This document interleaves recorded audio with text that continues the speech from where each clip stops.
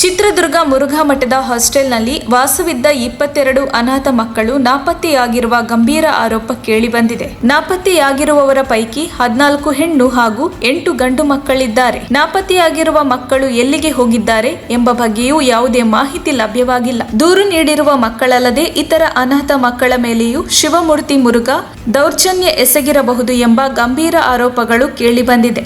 ಅನಾಥ ಮಕ್ಕಳು ಮಠಕ್ಕೆ ಸಿಕ್ಕಿದ್ದು ಹೇಗೆ? ಅನಾಥ ಮಕ್ಕಳನ್ನು ಸಾಕಲು ಸರ್ಕಾರದಿಂದ ಅನುಮತಿ ಪಡೆಯಲಾಗಿತ್ತೆ ಎಂಬ ಪ್ರಶ್ನೆಗಳು ಇದೀಗ ಉದ್ಭವಿಸಿದೆ.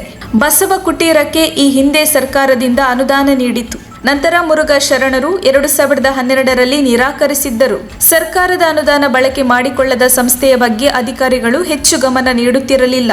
ಹೀಗಾಗಿ ಮಕ್ಕಳು ನಾಪತ್ತೆಯಾದ ವಿಚಾರವು ತಡವಾಗಿ ಬೆಳಕಿಗೆ ಬಂದಿದೆ ಎಂದು ಹೇಳಲಾಗುತ್ತಿದೆ. ಮಕ್ಕಳ ನಾಪತ್ತೆ ಪ್ರಕರಣವನ್ನ ಗಂಭೀರವಾಗಿ ಪರಿಗಣಿಸಿ ತನಿಖೆ ನಡೆಸಬೇಕು ಎಂದು ಚಿತ್ರದುರ್ಗದ ಆರ್ಟಿಐ ಕಾರ್ಯಕರ್ತ BH ಗೌಡ ಒತ್ತಾಯಿಸಿದ್ದಾರೆ. ಈ ಸಂಬಂಧ ಎಡಿಜಿಪಿ ಅಲೋಕ್ ಕುಮಾರ್, ಮಹಿಳಾ ಮತ್ತು ಮಕ್ಕಳ ಕಲ್ಯಾಣ ಇಲಾಖೆ ಅಧಿಕಾರಿ, ಜಿಲ್ಲಾಧಿಕಾರಿಗಳು ದಿವ್ಯಪ್ರಭು, SP-K ಪರಶುರಾಮ್ ಅವರಿಗೆ ಮನವಿ ಪತ್ರ ಸಲ್ಲಿಸಲಾಗಿದೆ.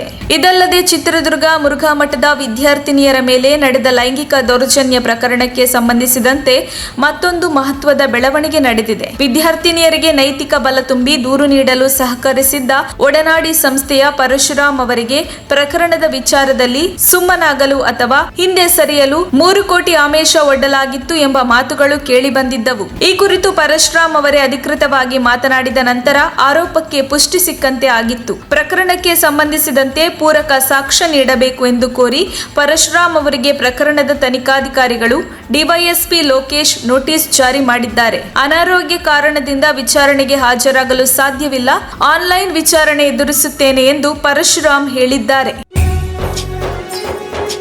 ನಿಮ್ಮ ಮೆಚ್ಚಿನ ನಮ್ಮ ತುಮಕೂರು ಮಾಧ್ಯಮ 1 ವರ್ಷ ಪೂರೈಸಿದ ಈ ಸಂದರ್ಭದಲ್ಲಿ ನಮ್ಮ ತುಮಕೂರು ಮಾಧ್ಯಮ ನಿಮಗೆ ಧನ್ಯವಾದಗಳನ್ನ ತಿಳಿಸುತ್ತದೆ ಮತ್ತು ನಿಮ್ಮ ಪ್ರೀತಿಗೆ ಸದಾ ಚಿರಋಣಿಯಾಗಿರುತ್ತದೆ. ನೀವು ನಮ್ಮ ಮೇಲೆ ಇಟ್ಟ ನಂಬಿಕೆಯನ್ನು ಉಳಿಸುವ ಪ್ರಾಮಾಣಿಕ ಪ್ರಯತ್ನವನ್ನ ನಮ್ಮ ತಂಡ ಖಂಡಿತವಾಗಿಯೂ ಮಾಡುತ್ತದೆ. ಗೆಲುವಿನ ಹಾದಿಯಲ್ಲಿ ಸದಾ ನಮ್ಮ ಜೊತೆಯಾಗಿರಿ.